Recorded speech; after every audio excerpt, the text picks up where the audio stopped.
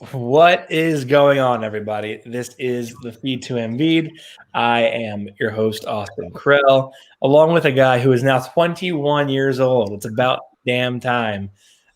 Brock, how are you tonight? It's New Year's Day, and also your first week of being 21.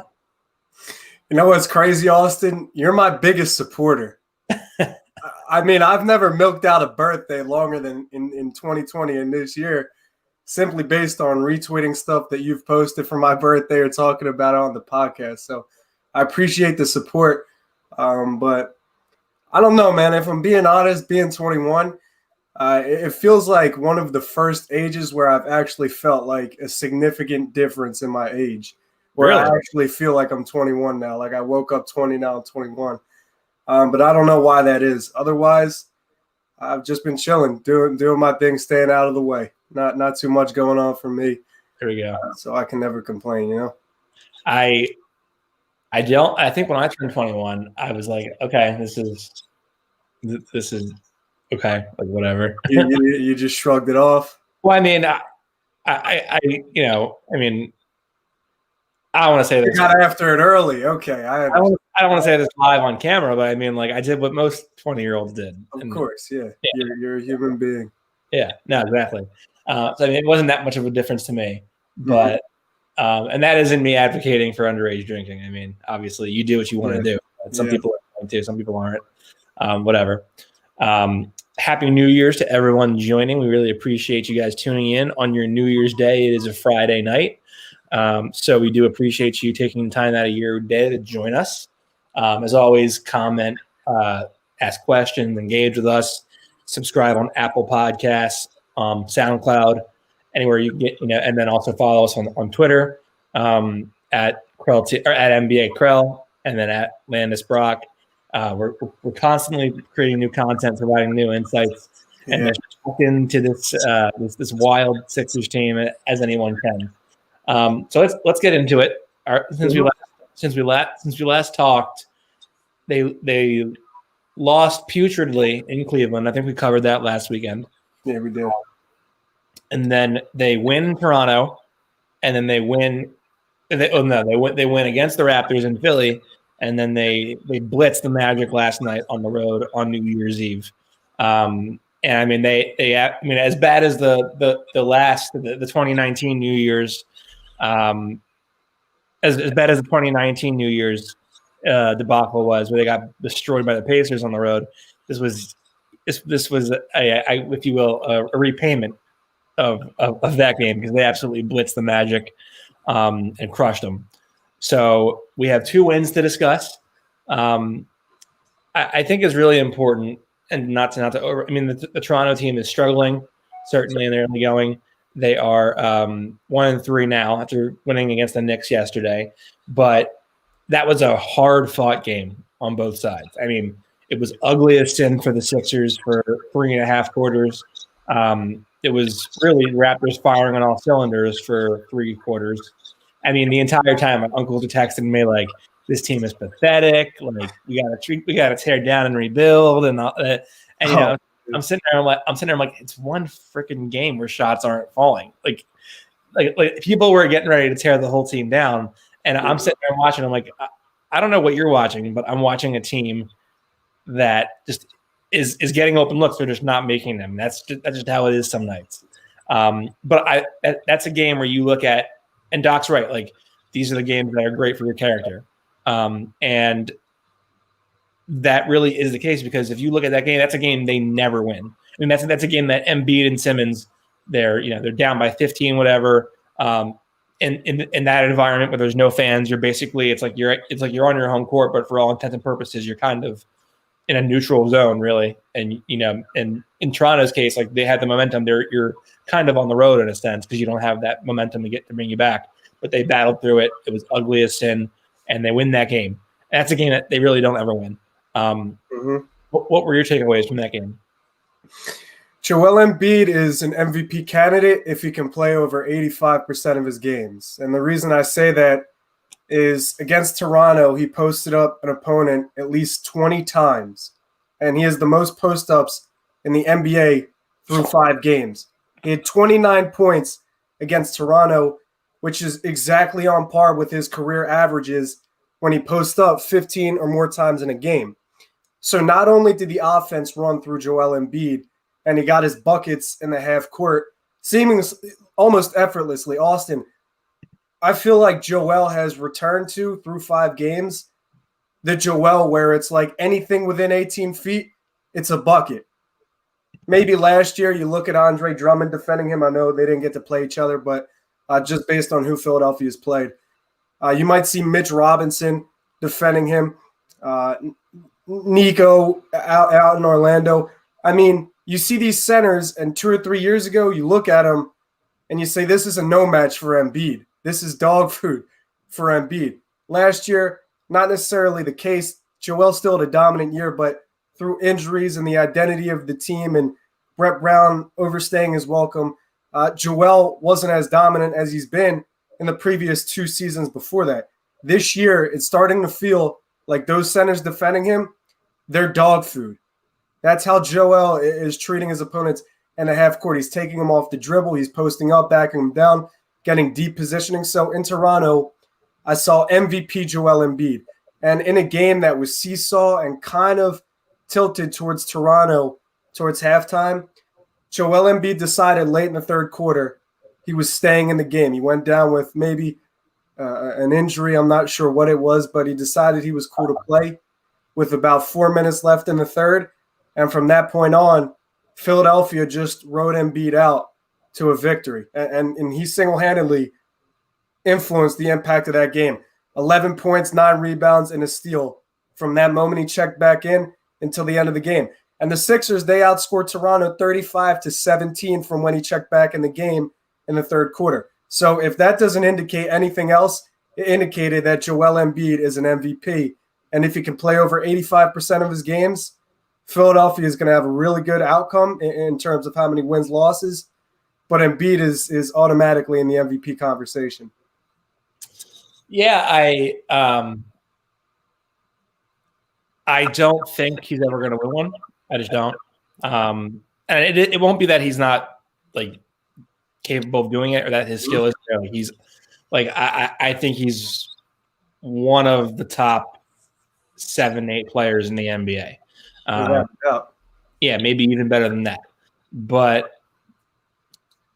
I think number one, especially in a shortened season, they're going to try to arrest him because games everything is condensed. You're not going to get like multiple days off in a row typically this season, and you know they're trying to make they're trying to make as much chemistry up as they can as they go along, and that's going to be by him playing as much as possible. So whether he misses games with like a rolled ankle, knock on wood, or whatever, or whether it's like okay, we have we have 2 days off, and then we have in front of that we have the Pistons. Like those are games that they're going to try to probably sit him to get him an extra day off his feet against a team that they should be able to beat without him. So I think he's going to ultimately be in a position where his numbers in there and the players is undeniable. But there are guys that put up similar numbers who played more games, and I think that's going to be the story of his career. But I think if he says over and over again he wants to win a championship in Philly, him being healthy and ready to go for the playoffs maximizes those chances. And the way that you do that is if he has to play fewer games and maybe take away from the chance of getting a personal accolade, that's what you got to do. I agree. But Austin, I really like what Doc said at his presser last night. And I think Jason was the one who tweeted it. I was off last night. I don't know what happened in the press conference last night. But they basically talked about load management and speculating that Joel Embiid was load managed and sat out against Cleveland. And Doc said ultimately the thing about Orlando in regards to not playing guys in the fourth quarter or sitting out games due to load management, just go out there and kill your opponent, and then you can load manage all you want. You beat the hell out of them for 2.5 quarters, 3 quarters. You can chill out in the fourth and have a good time on the bench, some leisure time on the bench. That's your load management. So I thought it was funny Doc said that. I'm not sure if that's what the philosophy will be. But I agree with your statement that guys are going to outproduce or maybe produce similar with more games. But that's why I said in order for consideration, it's got to be 85% or more. You look at the LeBrons, the Giannis's, the Hardens, the people in the MVP conversation, they only sit out 8-9 games a year.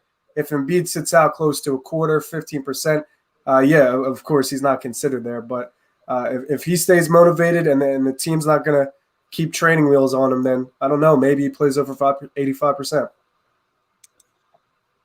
I think if you're a fan of the team, MVPs are nice, but having your guy ready to go for a chance to go to the finals is maybe he'll be MVP throughout the season, ready to go for the finals. Who knows? Listen, that's a hell of a again, I am pro athlete. So if the athlete wants rest, if Embiid feels like he deserves or wants load managed, I'm all for it. I don't pay him. So he doesn't owe me anything. If he wants to sit out, he's going to sit out, and I'm going to root for him. Fair. Although in a sense you do somewhat pay him because you have your cable package, that revenue drive. I mean, it's true. It's true. Like indirectly, you do contribute to the money that the owners are able to pay him. That's a fact. I guess so, but you could really correlate that with anything, you know. No, that's like a broad. But I'm not going to sit here and say that like you don't pay him because like your presence on tuning on the TV that's how they make the money. Like it's the case. TV deals are a significant portion of how they make revenue. Yeah, absolutely. All right. So 215 AEH says, and thank you for tuning in. 215, we appreciate it. What do you think about Embiid's attitude change this season? It's a great question. I'm very fascinated by the mind of Joel Embiid. I think the attitude change is maybe not so much about like he feels bad that he wasn't able to save Brett Brown's job or wasn't able to get a championship for Brett Brown or whatever. I don't think it's about that. I think it's that he sees how guys around the NBA that he looks up to function, and he rededicated himself to preparing his body best for the season. And I think in that sense, it's changed. And I think as far as like the improvements that he's shown, like not only is he now identifying the double team, he's not trying to coax teams. He's now saying like, please come double me. I want you to double me. And he's coaching teams to do it by like sort of like teasing them with like the ball a little bit. And then he pulls back and slingshots passes across the court, and boom, they're swinging extra passes and you get a wide open three. So he, like, in that sense, he's really improved dramatically upon the double team thing, almost to the point of where it's like, well, was it a matter of like dramatic improvement, or was this always there? He just didn't have the spacing to capitalize on it the way that he does now, which is, I mean, who knows? Last year they didn't really have great spacing. We all know that. And, that turnovers were continuously a problem with, the older roster. I mean, that was his like 2.5, like second and a half season in the NBA. So, I mean, we don't know where like it clicked in his mind and he figured out double teams. But it might have been, given the fact that he's now like identifying them with rapid succession, you might lead one to believe that he has had that ability for some time. Just didn't have always the spacing or the personnel to show it. Now, so Brock, I want to touch on the defense because the defense against the Raptors was problematic at times. I mean, Raptors were hitting every three, every open look. But I was doing my research, and and again, this all comes in the context of like we're 5 games into the season. So a lot can change. But usually when you think about how much turnover they've had so far, or this offseason, I should say, you would think that you would see ugliness now, and then down the road as things begin to click, that'll sort of even out on the upward side of things. Like you'd think like now they'd have not as good defense, but as the season goes on, it would get better, and it would eventually level out to what they really are as a team. They've started out where they're in the 96th percentile in terms of defending ball handlers in the pick and roll. Like they're not giving up nearly as many points as they had under. Well, I should say relative to the rest of the league, they're not giving up as many points as they had under Brett Brown in the pick and roll to ball handlers. They're identifying that fast. and that's a credit to Dan Burke, Dave Yeager, and Doc Rivers. But they're putting pressure. They're going over screens. They're not giving guys a ton of repetitive looks. They're mixing it up, and as a result, like this defense looks dramatically different than it did under Brett Brown. Before I go, Austin, I need to interest you in one of these things. This little tool here, this nifty tool here. Yes. It's called a King Cobra, okay? And if you want to increase your shotgunning time at parties, you got to check my boys out at the King Cobra. The King Cobra is a shotgunning tool that makes the perfect shotgunning hole in under a few seconds, honestly. I'm not going to lie. It takes a second, but with me, I struggle with it. All right, it takes me a few seconds just because of how big, like, look, this tool is so fun to play with. I keep it. It takes me a few seconds, but it'll take you under a second. It's also a tab puller, vent puncher, and all of this on a keychain. For more information about the King Cobra, check them out on Instagram at the King Cobra. That's the King Cobra. And Cobra is spelled with a K. For a 10% off discount on all products, enter the code TrustTheCobra10. All caps, one word, Austin. Me and you have one, but our viewers out there, they got to pick one up today. It was not bad for a first showing. Not bad. Limited time. Everybody give Brock his praise. Let's give him a couple claps. And I was out of character there. I had to switch. I was out of character for a minute. What are we talking about? Defense? Yeah. I think my liver just turned into a raisin. I love it. Mud. All right. So before we go into the Magic game, which we definitely have to discuss the Raptors game and the defense. You were saying before the King Cobra ad broke. Yeah. So honestly, the thing about Philadelphia's defense is that you really see a byproduct of new players playing in a different system. But when you can get over that, there's some really good things about the defense. The Toronto game specifically, I like the defensive rotations. I think guys are closing out on the perimeter really well. Notably, Danny Green, he's doing a good job with that. But Toronto made a ton of threes, right? They were shooting efficient as could be from the floor. They were knocking down threes, and yet Philadelphia kept them at arm's length throughout the entire game. Why? Because they have two defensive anchors, one in Joel Embiid, who keeps his head on the swivel backed with his back to the basket, and you've got Ben Simmons. And Ben Simmons completely eliminated Pascal Siakam.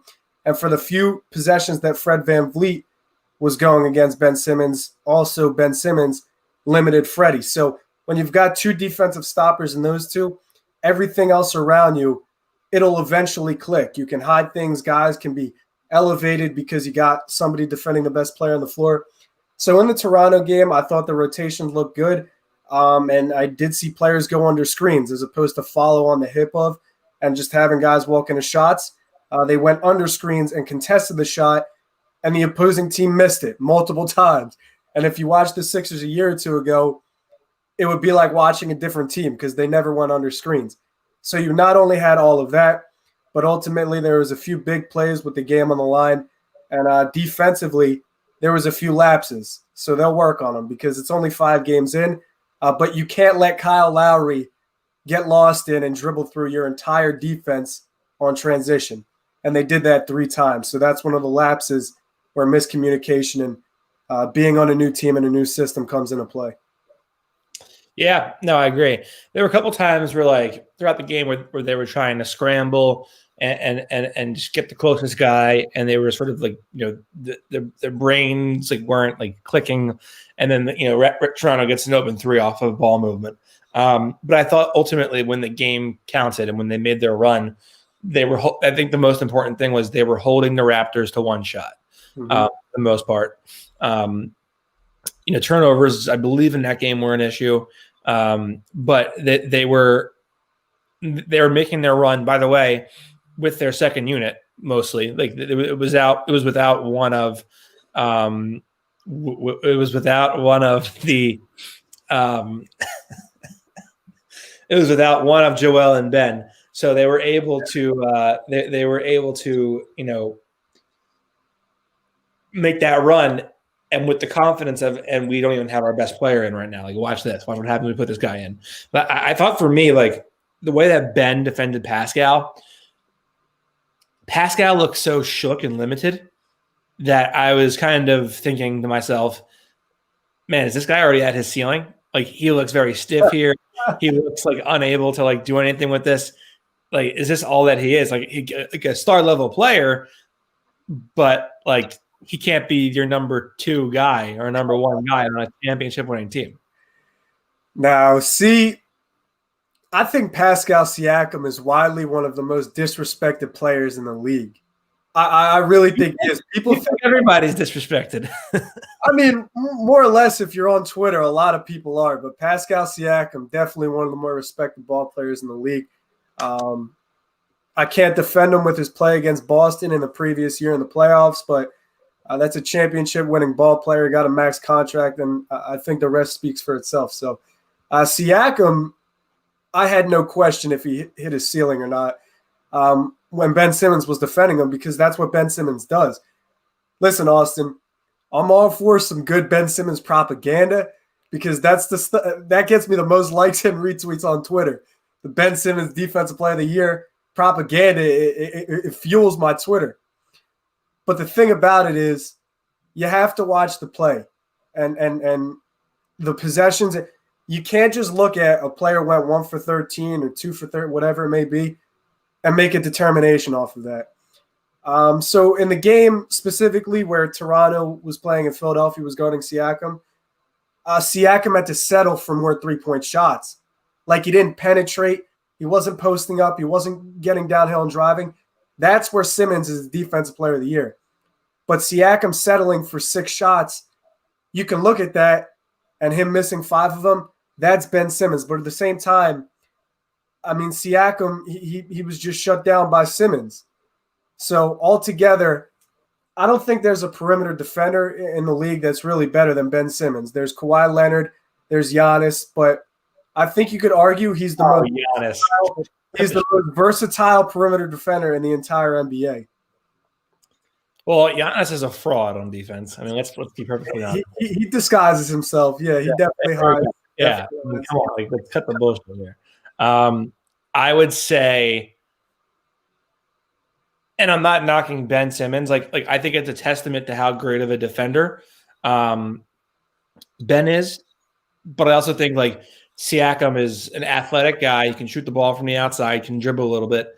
And he just couldn't make any progress towards the basket. It was like, I'm going to dribble this way, I'm going to dribble that way, nothing here. All right, I'm going up with it, and then he flings it out of bounds and loses the ball anyway. So I mean, like Ben just completely like put him in handcuffs. But at the same time, it was. I was kind of like shocked that Siakam was legitimately just like restrained. Like, he couldn't do anything with Ben. That's the Simmons effect. That's his Simmons effect. But also Siakam was mostly just like taking spot up threes, making a couple shots off the dribble. But I mean, he just couldn't turn a corner. He just could not turn a corner at all. And so that is the Ben Simmons effect for sure. Nadir Aga says definitely the best shooter on the beat is Kai Carlin. I would contest. I would definitely contest. I think it's Crow. Listen, I'm putting on AK. I could shoot the ball in my day. I could shoot the ball in my hair day. That was you listen. You want to talk about shooting? You want to talk about gravity as a shooter? Right here. You're the physical embodiment of the white shooter. Like you are the gravity. You're Duncan Robinson. I had beer belly. I know I had the root beer belly in high school. Yeah. So I was in the guy just move off ball, do what you can. When you catch shoot, that's all. And so who would qualify as a beat writer in a jump shooting contest? There would be you and Kai, obviously, and then what other beat writers are we considering for this? Jason, Keith, Kyle, Justin Grasso, Bodner, Hoffman, Brian Seltzer, Lauren Rosen. Lauren Rosen has the best. I think she can shoot. Lauren Rosen, Kevin McCormick, Paul Hudrick, Noah Levick. Jackson Frank, I'm sure, could probably shoot the ball. Not liking my options at all right now. Sixers, my guess is in it. You know, I'm all those guys. not liking my options, so yeah, I'm going to roll with AK or there we go. There we go. But and I thought it was really nice to see Tobias like be quick with his decisions. And he's been quick with them ever since. Like ever since the second game or ever since the game against the Knicks, and I mean against the putrid game against the Wizards. I think it's too soon to speak definitively, but it kind of seems like Doc has gotten in his head and is like, no, you got to think. Don't think, just go. Just react. Don't wait for anybody. And it's been great. He was great last night against the Magic. He was great against the Raptors. I mean, he's making threes and he just pull them with no hesitation, and it's a really good thing to see. I thought it was great to see Seth get going too. Seth was definitely hesitant, was definitely timid within the offense for the first couple of games, and to see him get off the schneid where he is like pump faking, sidestepping to the left and burying shots, or he's not even thinking. He sees the little crevice beyond the screen, and he's just stepping behind it and shooting it, letting it go. That's what you need out of those guys. And I think even if they're missing, it's just the gravity that you really need, because that gravity is what can ultimately lead to an Embiid leak out or a Simmons cut, and that's an easy bucket. So those are the things that I like to see. They really need more out of Danny Green. I mean, I know you gave up Al Horford, who was dreadful for you, and it was just a salary dump. But I mean, you'd need Danny Green to make to do it more than what he's doing. I mean, it looks like he has no idea where the ball is going on a shot-to-shot basis. Yeah, so I'm going to start with the Tobias point because that's where you began. And I'll say that I think Doc Rivers did exactly what you said and reminded Tobias of who he is. The best thing about Tobias is that he is who he is. He doesn't try to be anything he's not. He knows where his spots are, and he knows how to play his role. And I think it maybe got misconstrued with Brett Brown of what exactly his role was and where shots were coming from on the floor, and they ran the pick and roll with such low frequency that Tobias couldn't really get a groove or into a rhythm in the sense of unlocking his game. So Doc comes to Philadelphia. Tobias is familiar with the system, and now he's been making quicker decisions. Shout out to Tiago. He tweeted it. The dribbles per touch, or the touch time and the average dribbles per time when he has the ball are down in comparison to last year significantly. And although it's only a 5-game sample size, you look at some of the games and you can see he's making quick decisions. He's running into shots. He's catching and shooting. He's getting downhill into his spot and shooting. So with Tobias, I think it was really as simple as just reminding himself of who he was. So now I see him returning to and maintaining that same efficiency from LA as long as he can continue to play his game, hit his spots, and this is how Doc uses him.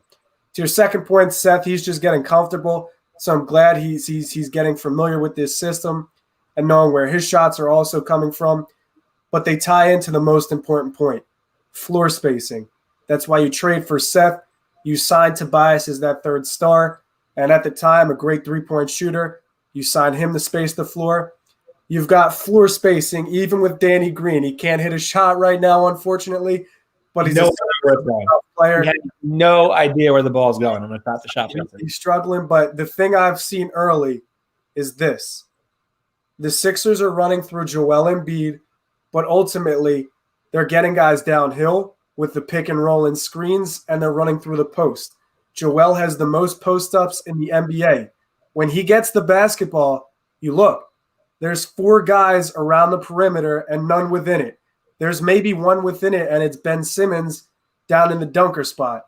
And the reason he's there is because the defense has to defend him, because if they go double, Ben's wide open in the dunker spot.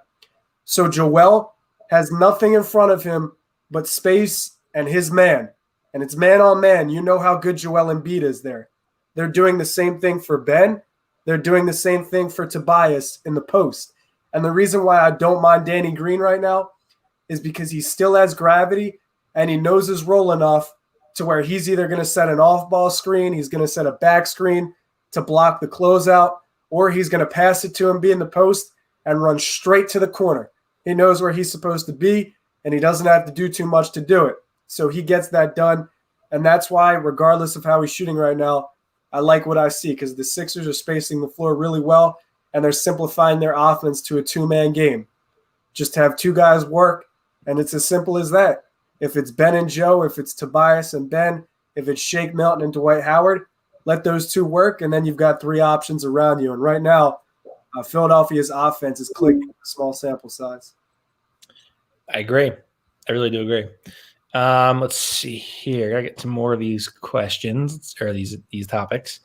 The clever one says, Happy New Year's. Happy New Year to you all as well. That win over Orlando was beautiful going into the new year. Let's go Sixers. That win was fantastic. I was at a New Year's party last night. Mask, of course. Everyone wear a mask. Please wear masks. We want to be able to go out and go see movies. Brock, I want to be able to come visit you at Temple at some point. Hey, man, you're the one going out and partying. Listen, you're the super spreader, not me. So everyone wear a mask, please. But yes, it was a good win over Orlando last night. The one game I don't cover, Ben hits a three. So, it's all this stuff. Marquise Graham, Embiid finally showing his full potential, and he wants the MVP award. Embiid is number one for MVP in my book. So right now, my conversation, and we'll address this real quickly, and I'd be interested to see who's in yours. For me, it's Trae Young. There's nothing like making an MVP conversation after 5 games of basketball. Well, doesn't everybody do it? Come on. Trae Young, Domantas Sabonis. Wow. I mean, he's played great. He is. He definitely is. Go ahead. And I think Joel. Those are like my top 3 right now. You just told me Joel can't win an MVP. You don't want him to win it. Well, right now, like obviously that's going to change as the season goes on. I just don't think he can do it. If the season ended today, I would say that those would be the 3 finalists. Well, that'd be a good week of basketball for us Sixers fans, and we go 4-1, and Joe gets the MVP. So what's yours? I think you got to have LeBron James there by default. I'll give him the benefit of the doubt and keep LeBron there. Anthony Davis was my pick before the season to win MVP this year. And the game he had tonight was just unbelievable. You got 48 combined shots between LeBron and AD, 25 plus from both. I'm keeping both of them in the MVP conversation. I like the Trae Young pick. That's a dark horse pick for MVP. Everybody's saying Luka, and I see the potential. I'm not jumping the gun early on Luka. He came in a little overweight, a little out of shape, but Luka will turn it around. Trae Young, I think they gave him weapons right away, and they did that on purpose because they know what Trae Young is. So I like keeping Trae there depending on what happens in Atlanta. And then my 5th is between James Harden and Giannis. I knew you were going James Harden. They're there every year. Yeah. Oh, no. Hold on. You should have called me out. I didn't say Kevin Durant. If Kevin Durant has an evil season, if Kevin Durant is a reaper this year, I wouldn't hold him out of top 5 for MVP. Fair enough. Okay. Let's see here. Marquise Graham says winning and impacted are the keys to winning MVP. Sixers are winning so far, and Embiid has had the biggest impact. So that I would answer Russell Westbrook when they went 45-37. Lost in the first round. You're winning the regular season games, sure. But I mean it's ultimately it's about which name is the biggest name and who has the biggest wow factor. And the build-up for Giannis has been unbelievable. It was unbelievable for Harden. It was there for KD. It was there for LeBron. It's ultimately about the wow factor, I think. And that's why, I just don't think that Embiid's ever going to – I mean, he's obviously great. I just don't think that he's ever going to get recognized enough to, get that respect. Not if you're dropping 29 and 15 every night. Yeah. And the clever one says, I know it's early in the season, but my concern will be what happens when Embiid needs to sit for load management. Who needs to carry the team? Is it Ben? Is it Tobias? Or maybe Furkan? listen, if Furkan's carrying the team, we got some. There are some pretty big issues with your basketball team. I might add, by the way, everyone who loves to blow up Furkan and he's great and this and all that, they're 2-0 without him playing. You're giving me all the stonks for this 5-game stretch of basketball. You got all the trends. Yeah, the load management is I wouldn't say it's a problem, but it's definitely a component of Joel Embiid's game that you have to understand. The dude's a huge human being, and he plays where you're running cardio, you're nonstop on your knees. So if he needs to load manage and he feels like he needs to take rest, I'm in favor of giving it to him. Who carries the team? I think it's a complex question because A, yeah, is it Ben? Is it Tobias? Is it Shake? But B, you need a backup center. And Dwight has been fantastic in that role in his short stints of playing time and on the bench. But Dwight can't have 4 fouls before halftime.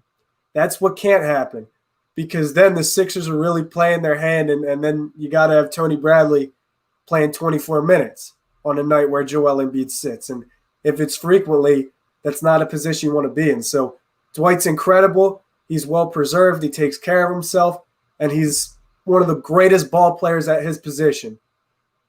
But the problem is he can't be getting into foul trouble as early as he is. That's my only complaint. Yeah, so it's obviously going to be Ben Simmons who carries you with Embiid's out. I think the Cleveland game was it was obviously a concerning loss, but I think that they truly didn't know they weren't going to have Embiid till the very last second. I think that kind of changed things for them, and I think they've built so much around the game plan being around Embiid that they really weren't prepared to explore that secondary game plan with him not being able to play and not having that not having a day or so of time to prepare, and instead of having an hour was kind of a shock to their system. So I think ultimately they should not have been embarrassed by Cleveland the way that they were, but I think that there is context that matters. Not just spacing, but bad coaching and the clown head coach of the league, Brett Brown. We know. Open up and say yams. Ben Simmons is the best perimeter defender in the league, straight up. Getting there. He probably is top 2 or 3. There was someone versatile one. There was someone on Twitter. It was just a curmudgeon type character. He's always skeptical of the media and yada yada yada, and he scoffed at the Sixers being as someone saying that Ben was a top 3 perimeter defender, and I'm I'm thinking can you name 4 or 5 that are better than Ben? I don't think you can. Marcus Smart's right up there. Yeah, I mean, there's a conversation of 5 or 6 players that are there, and then it's a completely different tier. But you just have to respect the 6 players that are on the list, regardless of your disdain for a player of the other team. Marcus Smart is one of them. Drew Holiday is one of them. Ben Simmons is one of them. Kawhi Leonard is one of them. Avery Bradley is one of them. And then there's a 6th who I would maybe say is Mikal Bridges, but it might be a little early. Mikal Bridges, I walk by him in school all the time. He never looked as big as he looks right now. He looks enormous right now, just long, lanky. Muscle or size-wise, height and size. He looks like a giant. Yeah, he grew up. He was the one that got away, I think. Yeah. Yeah. He was. Yeah. Let's see. Justin Persichetti says, especially because he's going to be number 2 guy, in my opinion, if he's playing next to the right center, when Mark and Ibaka were there. If he's playing next to the right perimeter player or the right lead star, he can certainly be. He was number 2 when Kawhi was there. I shouldn't have said he can't be the number 2 guy. He obviously can, but he definitely can't be number 1. And that was what people thought he could be. It was like a superstar. One. What? He's getting paid like one. That's true. That's true. This is a great question from Nadir. Do you expect Ben shooting more regularly going forward? Yes and no. And here's why I say no. No, because why would I? What evidence is there to make anyone believe that? I mean, he took one shot, big deal. At the same time, I don't think he's getting pressured by Doc the way that Brett Brown kind of put pressure on him to shoot. And I think that matters. And I think he has the right people in his ear now on a day-to-day basis. Now, obviously, his mental block is going to be the biggest factor in all of this. But I think that there is maybe at least some reason to believe that there is maybe some room for change there. But again, I wouldn't be surprised if he doesn't too, because we had no evidence of it. But I think it's worth maybe just keeping an eye out for. Maybe he gets a little bit more comfortable with it. Justin Persichetti says, "Can I shoot against y'all?"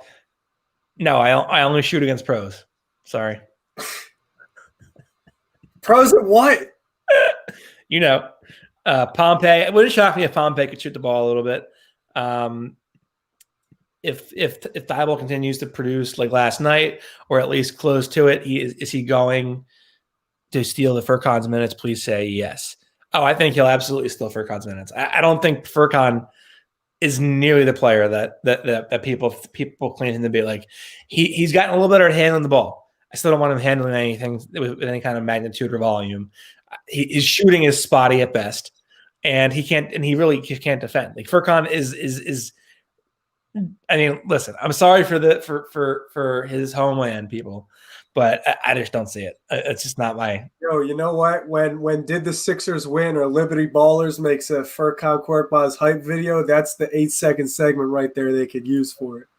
You say that about Furkan? Oh no. Oh no. I don't know what's more sustainable. Furkan Korkmaz. I guess Furkan Korkmaz's play, or Matisse Thybulle playing the way he did last night. I don't know what's more sustainable. The thing about Korkmaz is that if he's not hitting his three ball, I don't want to say he's useless, but he's a lot less impactful than he would be if he was hitting his three ball. Because then if he has to rely on his playmaking or getting in the two-man game or taking a guy off the dribble, even defensively, he has to rely on defending the legitimate scoring option. That's when some of his weaknesses get exploited. In that case, if he can't hit the three ball, it makes you wonder, is Matisse Thybulle a more playable player in that situation? But then to make a counterpoint, Matisse Thybulle can defend anybody. The problem is offensively, it may not all be there. So you really have to play the hot hand on any given night. And I'm okay with that because Brett Brown never did that. He didn't know how to use his hot hand. So the fact that Doc Rivers is able to do that is a little more encouraging to me. I agree with you for sure. First of all, it's a 1 game sample size with Thybulle. So, and he was basically out of the rotation until Furkan got hurt. So we'll see. Now, I would say that if there is a Harden trade down the line, which I'm kind of leading in the direction of, it's almost like I think it's inevitable at some point. I just think that they're going to have to do it. I would suspect that Thybulle would be a throw in the package because I mean he was barely in the rotation, and so I don't think they would be twisted too hard to give him in a package. Now, that said, last night he gave you a really nice spark off the bench, made a couple of threes. It was aggressive, and he played well. The simple fact of the matter is that I just think his ceiling is not much higher than what he is right now, and you need a little bit more depth. And it's certainly not only that, but you need a 3-level scorer who can go to the club from like 11:30 at night till 5 a.m. and then go play a primetime Sunday game on ABC and drop 55. So I mean, disrespect. That's just me. Now, Deer says 2 good games by Toby and all the sins are forgotten. That's not what we're saying. It's a 2-game sample. It's a 2 or 3 game sample size. It's something for him to build off of. But it was a good thing to see. The thing is, though, it's not to me, I don't view those 2 games as a sample size because you've already seen who Tobias is at his best. His ceiling isn't any higher than you've already seen. So I look at that more as in these 2 games, he was used in the right way. He understood his role enough to be as effective as he was when he was at his ceiling. So to me, it's not so much of a sample size as it is more of, okay, Tobias is showing he's still capable of doing that. If he's used the right way, I don't know why he can't maintain it. For sure. And then Nadir says in the same breath, Ben is going to carry the team with his 12 points per game average. Laughable. I mean, listen, he's got a point there. But he just said sample size. He just brought up sample size, but then in the same breath himself. But at the same time, but Brock, by your same logic, hasn't Ben proven that at his best he can carry a team without Embiid? No. Yes, he had. Like last season. How about last season? Right? Run me the Sixers record. How about his rookie year when they won 18 or 17 games in a row? I mean, yeah, they did win the latter half of their schedule out there, but you do it. They got him to the same spot in the playoffs, though. But he can do it. Listen, this is a completely different argument. I'm not going to backpedal. I lawyered the argument. I lawyered it. I win. It's over. It's done. Goodbye.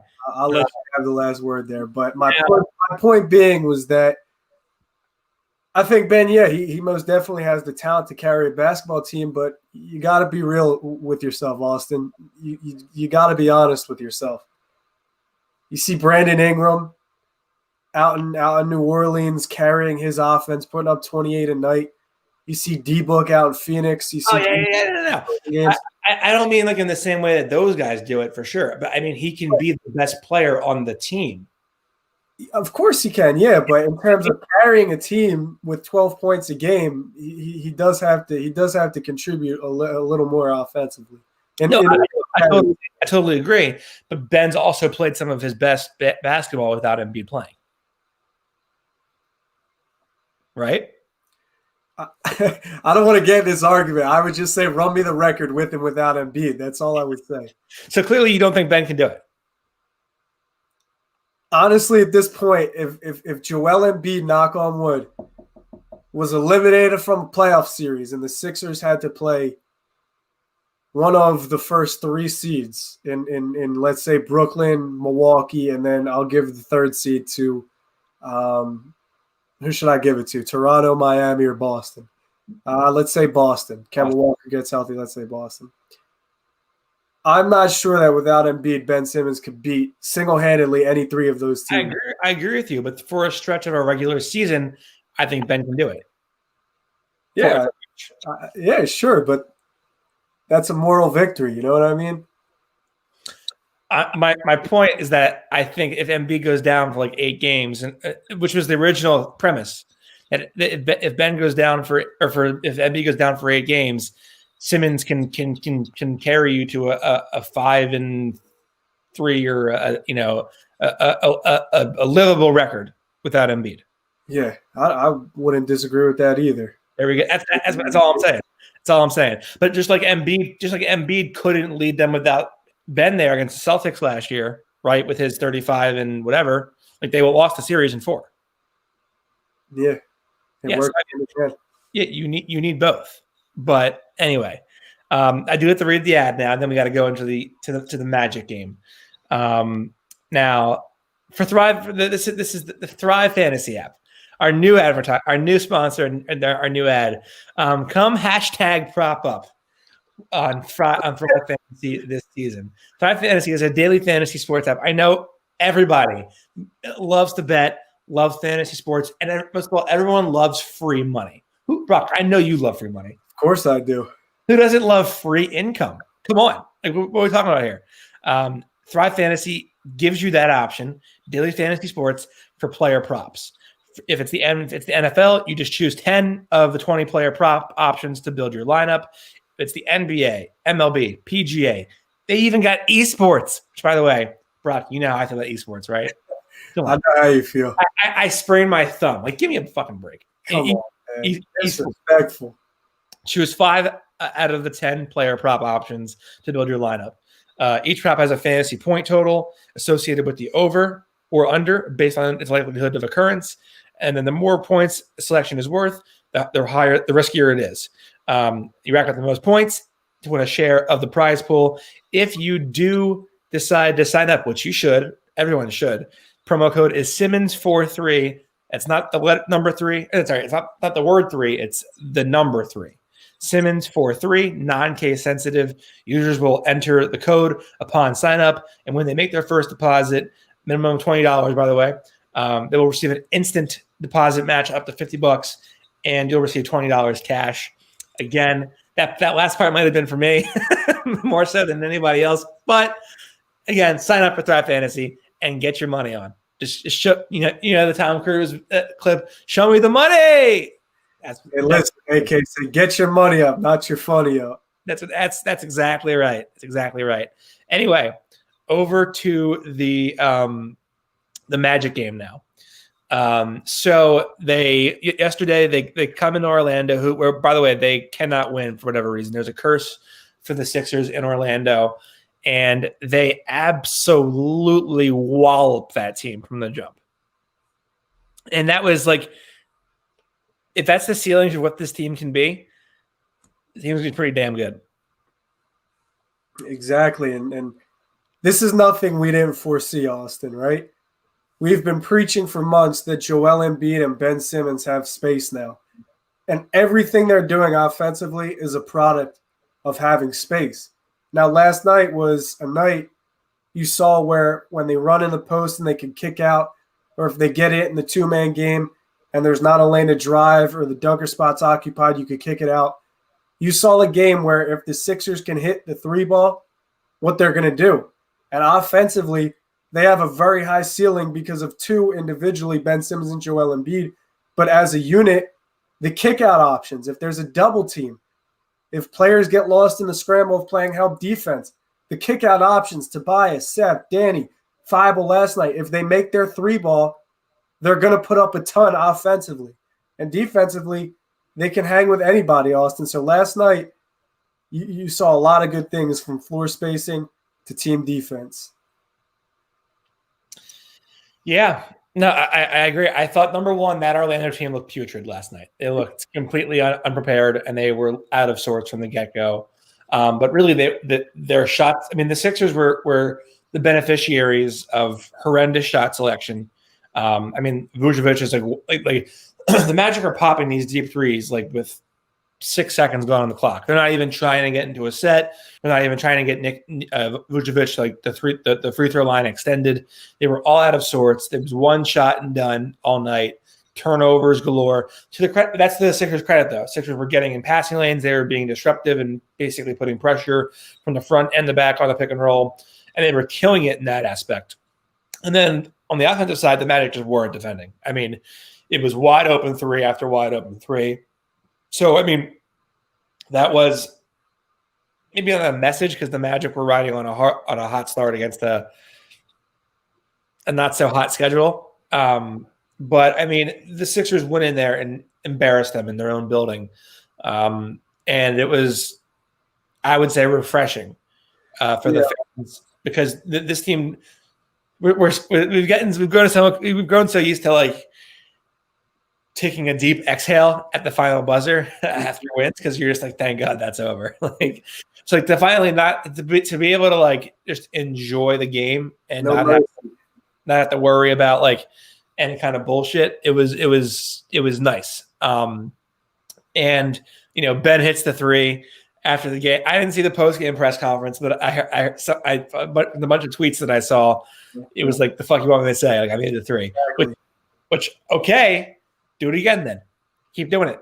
Listen, man, I see both sides. You got to hold Ben accountable and ask him why he won't shoot. But at the same time, he's sick of it. I'm sick of it. So I like his answer. But Austin, I made an observation. The Sixers and Magic were tied 9-9 when Ben hit the three. The Sixers, after he hit the three, go on a 10-3 run. Steve Clifford calls a timeout.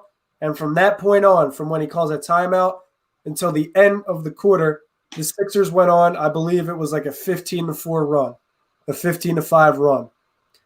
So they went on 2 huge runs after Ben hit that 3. So you can make of that what you want, but I think him willing to shoot that shot and further making it elevated everybody's game. I think it ignited a spark, and because of it, the team just dominated Orlando. And right after that quarter, you have a couple of substitutions. So when 4 of the first 5 guys came off the bench for Philadelphia, they had a 20-point lead. By the time all the subs were in and then got taken out for the starters, they pushed the lead up to 32. That's where games are won. If your bench is contributing like that and they can come into the game, they can provide energy, they could hold the lead, they could even maintain the lead, that's where the games are won. And that's how this game was over before halftime. Furious run after Ben hit the 3. The offense looked good. They took things out of their playbook and ran them. And then the bench stepped up and did its job. So that was a textbook win for Philadelphia. And I don't even think that was even close to what they look like at their best. Really? Yeah. I mean, because listen, this is 5 games for Seth under his belt. He hit a season high 21. Okay. Seth Curry hit, I think, 5 threes. He can have a night where he hits 8. He could have a night realistically. I mean, Terry Rozier hit 10 opening night. Blake Griffin hit 8 or 9 the second night of the season. Seth Curry could realistically, if the Sixers get out and run, if a team has a really weak center they have to double, he could realistically hit 7 threes a night. Tobias gave you 21, I believe 20 to 20, 21, 24 points, whatever it was. Tobias gives you that. Maybe he hits a couple more threes. Matisse Thybulle gave you 9, right? You might have Danny Green give you 14 points. He might give you 8 off the 3. 9 off the 3. Who knows? So the shooting can get a little better. Guys will get a little more comfortable in their roles. And Austin, this was a game that was decided by halftime where Joel and Ben didn't really have to do much in the second half. There could be a game where they're playing Milwaukee or the Lakers where both teams are just playing incredible ball, and it's like 110 to 110, 120 to 118. On those nights, you'll really see the Sixers' best offense when they're truly at their best and all acclimated. Yeah, I think that's probably the best that they can play, which I think is probably good enough for a conference finals, maybe even a finals. I do. I mean, they played unbelievably well last night, and they were all shooting the ball really well, except for Danny Green, of course. But I just thought that they were getting a really good balance between Joe and Ben. Ben was commanding the game without even really like having that much of an impact on the box score per se. But they were killing the Magic from a variety of different spots, and I thought that was like probably the ceiling, but in a good way, because I think it's a really high ceiling. And maybe I'm wrong. Maybe that they can maximize a couple more guys, but if Curry's making 8 threes, he's probably taking 12 or 14, which means someone else is probably not getting those looks. And I think in order to maximize this team, you have to spread the looks around. The secondary looks have to be spread around amongst Curry, Tobias, and Shake, and whoever else is there on a given night, in conjunction with Ben and Joel. So I kind of think that you're not going to have 4 guys every night giving you 20 plus, but I think you can have one guy giving you 28, another guy giving you 19, another guy giving you 21, another guy giving you 15, and then 14. But I just think that they played a damn near spotless game last night, and there's going to be wear and tear. There's going to be cold stretches. And on top of that, there's taking the fact that the Magic basically gave up midway through the second quarter. So exactly. That's why I do think they'll have a better game, though. There will be a Sixers game where that team looks better than the team they just appeared to be last night, in my opinion. There was virtually no second half. Fair enough. It's fair enough. What else did I want to say? Ah, shit, I forgot. Never mind. Okay. I hate when that happens. So what happens next? So they play the Hornets tomorrow. Yep. It's going to be the one of those like 2-game series where they play tomorrow, off Sunday, play Monday, Hornets back-to-back games, both in Philly. They should be off to a 6-1 start. Mm-hmm. Good basketball teams win, and these are the games they win. Yeah. My guess is they go 1-1. You think that? I don't think you could ever be too high on this team. I know. I'm just kidding with you. Yeah. I would say they win both games, but that Cleveland game that did a number on my thought process. I thought the Sixers were pretty much done with those types of games, but they just came out flat with no energy on the road that night. It was a stinky, stinky, stinky game. Now, I did remember what I wanted to say. So you talked about like stepping on their throats. And I forget where I heard this, but someone mentioned like they kept passing the ball. And then it kind of clicked to me. Like the reason that they didn't do that under Brett Brown was because they often got away from what got them the lead. And then they couldn't figure out how to get back to it. And then by the time, by the time they were figuring things out again, the team that they had just had their foot on their throats, they were now standing up and throwing punches right back at them. So last night, they let up a little bit in the first, the end of the first quarter, early second. Doc calls a timeout and they get right back in order. They're up by 35, 40 points almost by halftime. So the difference really was that Doc was able to take control of the situation and say, no, we're not going to do this. Keep passing the ball. Keep doing what you're doing. Trust in each other. Stay locked in.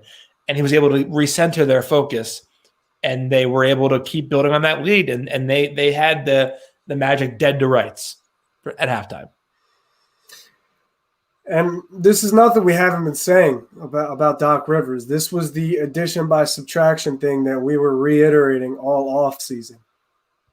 Yeah. I think that not only are you seeing Doc Rivers manifest himself on the court in what the Sixers are running, because it's stuff that you haven't seen in the past 7 seasons, like double screens in the wing, stacking one side of the floor with Embiid on the other and keeping Ben in the dunker spot, as much 2-man game and the pick and roll as they're using. You really haven't seen that in recent years. So you're seeing himself manifest on the floor, but at the same time in the locker room, on the sidelines. If you watch any Sixers broadcast, and I'll say the national ones for that matter, you can hear Doc Rivers the whole game. You hear his raspy voice screaming throughout the entire game. So I don't want to call him a calming presence because he's always on your ass. He always is making sure you're accountable. But to look over on the sideline and know you've got a coach that's going to go to war for you, he's going to fight for every call, and he's going to hold you accountable is way different than being on the road with a coach that is patting you on the back and telling you and babying you and coddling you. So not only is Doc doing a fantastic job communicating with his players and keeping everyone bought into this system defensively, moving on a rotation, offensively knowing your roles, but also Sam Cassell. Doc called him one of the best developmental coaches in the league. I'm sure he's in Ben Simmons' ear at every practice and every game. Dave Yeager, Popeye Jones, Dan Burke. They all have something to do with these changes. You see Joel improve his awareness in the post. The defense looks a little different with screens. So all of these guys are making an impact. I agree. Brock, what do you have to plug? My YouTube, Brock Landis, is my name. The Painted Lines YouTube, The Painted Lines, and you can look at me on Twitter. That's right there. That's where you can find Brock's workout videos. Yeah, I never posted one. What? Nah, you won't find that. You'll find a Delco accent from a nice Jewish man with the Ben Simmons beard. Close to Delco. You find me on Twitter at NBA Krell. I cover the entire NBA for Last Out Media. I also cover the Sixers exclusively for the Painted Lines. Follow us on Twitter at NBA Krell, at Landis Brock. Follow the Feed to Embiid on Twitter at the Feed to Embiid. Subscribe on SoundCloud and on Apple Pods. Please be sure to leave a rating and a review. We always appreciate that. And Brock, did I forget what I wanted to say again? Oh gosh. No, I didn't. Want to hear a crazy stat? Yeah.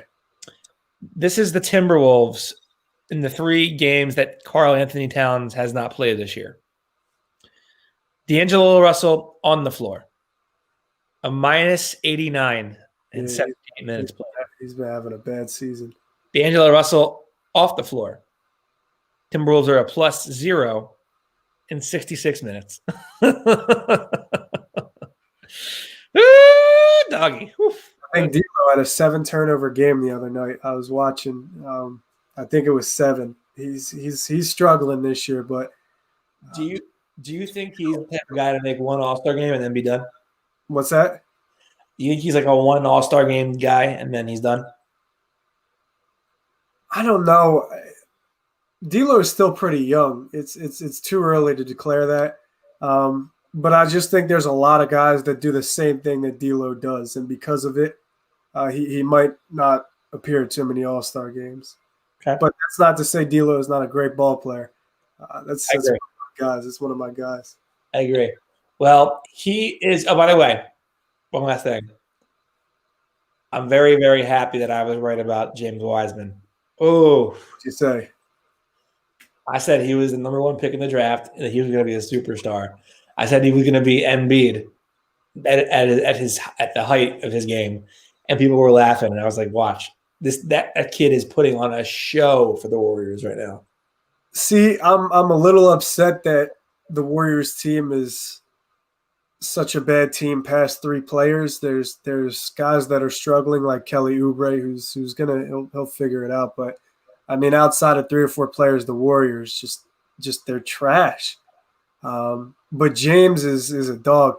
He's got confidence. He's letting it fly from anywhere. Shoots the 3 mid range. He's cash from mid range. So he's got confidence, and I like him, man. I think he's most definitely worthy of where they picked him, and that's a great environment for him.